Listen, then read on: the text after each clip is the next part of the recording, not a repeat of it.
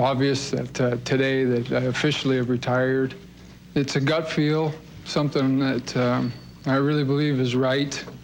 Whether it's now, next year, or 20 years from now, I'm always going to miss the National Hockey League and the game of hockey. I loved it, and thank you. And I think it was the day before your final game, the Rangers owner offers you a check for $1 million just to consider playing another year. You could have kept the $1 million and you considered it and said... Probably the dumbest thing I've ever done, right? Without question. I mean, you know, I always tell people this. There's nothing like playing in Manhattan. It really is special. And the Ranger organization is one of the greatest organizations, all the pro sports. And the Dolan family were nothing but just incredible, not only to me, but my family and my wife. And the day before I was announcing my retirement, Mr. Dolan said, just give it 7 days, and you still want to retire in 7 days, you can keep the money. And I said to him, I said, you know, in good conscience, I just can't take your money because I know I'm done.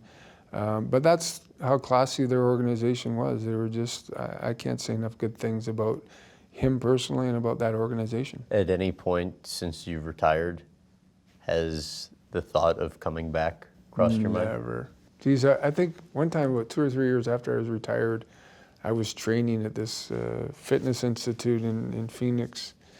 And I was training pretty hard. It was like 3 hours a day, and I was doing it with a couple of the young Coyote players, and I was really having fun.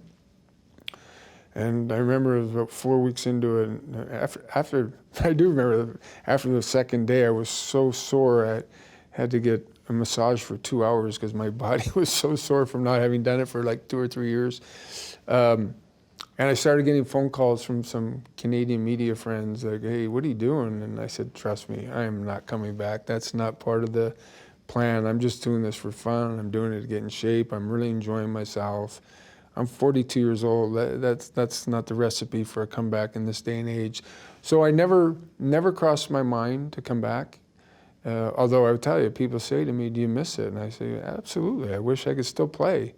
I wish I could be out there. Unfortunately, as a professional athlete, at the age of 40, you're an old man, but in the real world, you're a youngster. So do I miss it? Immensely. And do I wish I could still play? Yeah, but I know I'm not good enough to play.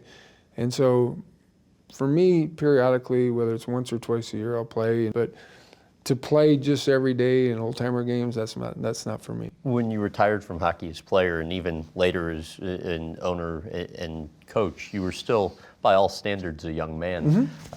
How do you replace the satisfaction now that you got from the game? No, you don't.